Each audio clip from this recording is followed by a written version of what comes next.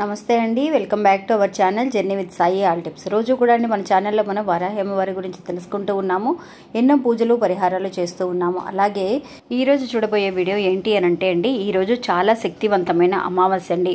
మనందరికీ తెలుసు, వరాహి అమ్మవారిని తలుచుకొని మనం పౌర్ణమి అమావాస్య రోజులలో ఎన్నో రకాలుగా పరిహారాలు చేస్తూ ఉన్నామండి. అలాగే ఈ అమావాస్య రోజున అమావాస్య కూడా అండి మనకి మంగళవారం నాడు కలిసి రావడం అనేది చాలా విశేషం అన్నమాట. అందువల్ల ఒక చిన్న పరిహారం అండి. ఈ పరిహారాన్ని కనుక చేయగలిగితే నిజంగా మనకి ఆరోగ్యపరంగా ఉన్న సమస్యలు కానీ, రుణ బాధలు అంటే అప్పుల బాధల నుంచి బయటపడడానికి మంచి అవకాశం అనేది ఉంటుందండి. అంటే మామూలు రోజుల్లో చేసే కంటే ఇలాంటి అమావాస్య పౌర్ణమి రోజుల్లో ఈ కందిపప్పుతో పరిహారం అనేది చాలా విశేషం అండి. ఇంక ఈ పరిహారం ఎలా చేయాలి అనేది ఈరోజు వీడియోలో తెలుసుకుందాం. ఇంకా వీడియోలోకి వెళ్ళడానికి ముందుగా మన ఛానల్ ఎవరైతే కనుక కొత్తగా చూస్తున్నారో వాళ్ళు ప్లీజ్ సబ్స్క్రైబ్ చేసుకోండి ఫ్రెండ్స్. మీకు వీడియో నచ్చితే కనుక ఒక చిన్న లైక్ చేసి సపోర్ట్ చేయండి. మీ ఫ్రెండ్స్ అందరికీ కూడా షేర్ చేయండి. నమస్తే అండి, మీ అందరికీ ఒక విషయం చెప్పాలి.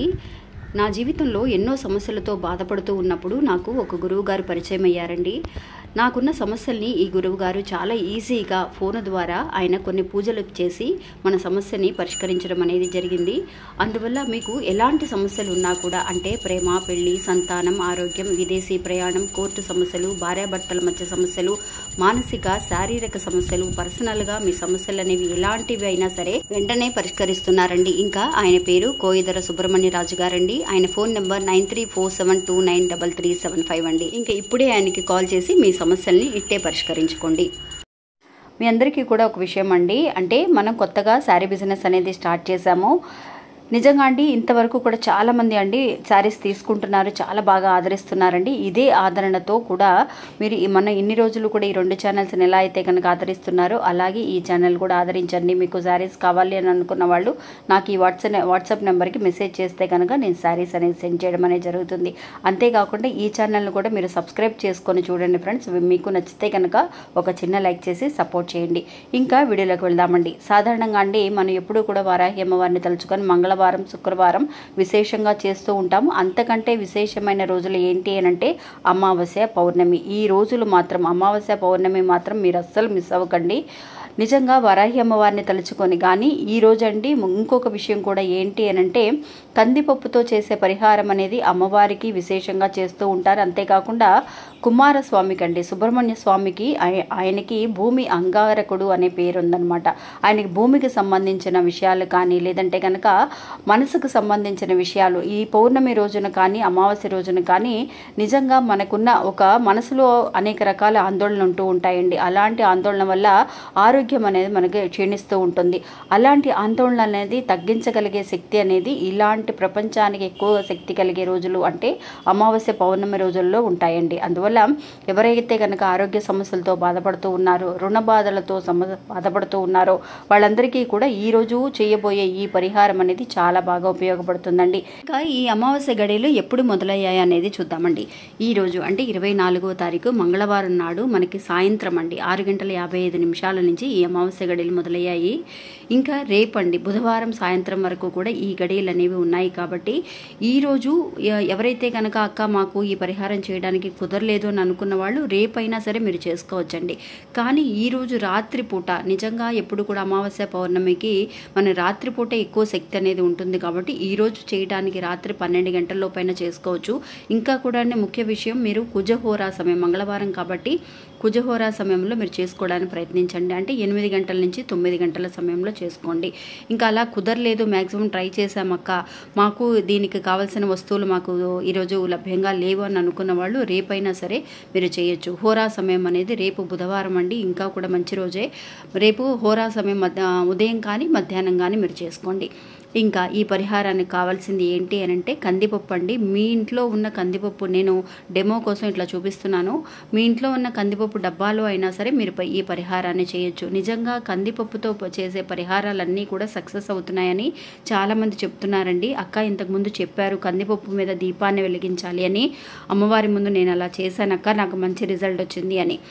మీరు ఇంకా అండి ఈరోజు రాత్రిపూట మీరు ఏం చేస్తారు అని అంటే ఈరోజు ఇలాగ మీ ఇంట్లో కందిపప్పు డబ్బా ఉంటుంది కదా, అలా ఉన్నవాళ్ళు ఆల్రెడీ కూడా కందిపప్పు డబ్బా ఉంటే అందులో మీరు ఏం చేస్తారు అని అంటే మీకు ఎలాంటి అప్పులున్నా కూడా అవన్నీ కూడా తీరిపోవాలి అని అంటే మీ ఇంట్లో ఒక వసకొమ్ము ఉంటే కనుక, వసకొమ్ము అనేది మీ అందరికీ తెలిసే ఉంటుందని అనుకుంటున్నాను. మనకి చిన్నపిల్లల సమయంలో అండి మనకి ఆ వసకొమ్ముని అరగతీసి మనకి పాలల్లో కలిపిస్తూ ఉంటారు పిల్లలకి ఆరోగ్యంగా ఉండటం కోసం.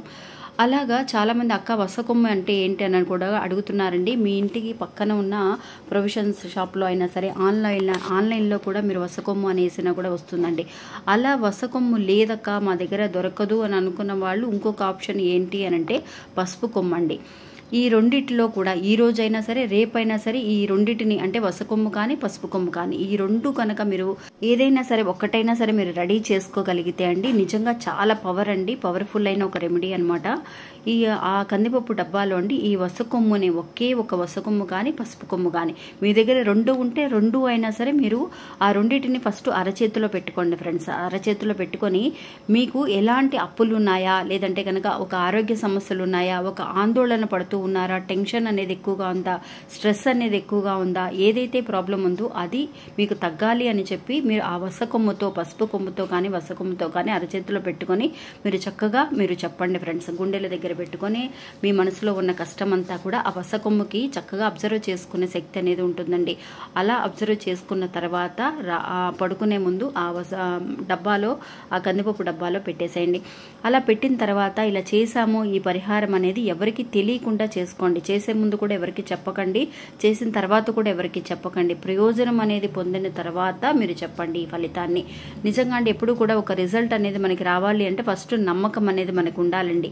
ఆ నమ్మకంతో మీరు చేసుకోండి. ఇలా ఆ కందిపప్పు డబ్బాలో అడుగున పెట్టేసేయండి. పైన మామూలుగా కందిపప్పు కప్పేసి మీరు యాజ్ యూజువల్గా ఆ డబ్బాలో ఉన్న కందిపప్పుని వాడుకోవచ్చు అనమాట. ఇంకా అది అలాగే మీరు ఒక 48 రోజుల పాటు అలాగే ఉంచేసేయచ్చండి. ఆ తర్వాత తీసి మీరు మార్చుకోవచ్చు అనమాట.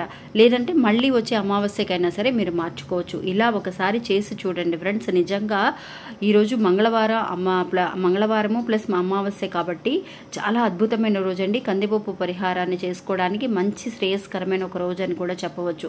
నమ్మకంతో చేసుకోండి ఫ్రెండ్స్. నిజంగా మీకు కోరిక అనేది తీర్చడానికి ఆ భూమికి సంబంధించిన అంగారకుడైన సుబ్రహ్మణ్య స్వామి నిజంగా అండి వారాహి అమ్మవారి కానీ సుబ్రహ్మణ్య స్వామి కానీ అమావాస్య కాబట్టి ఈరోజు మనం చేయబోయే ఈ పరిహారానికి చంద్రుడిని కూడా మనం మనసులో తలుచుకుంటూ అంటే అండి చంద్ర భగవాన్ని కూడా మనసులో తలుచుకుంటూ చక్కగా ఈ పరిహారాన్ని చేయండి. మీకు మంచి రిజల్ట్ అనేది కనిపిస్తుందండి.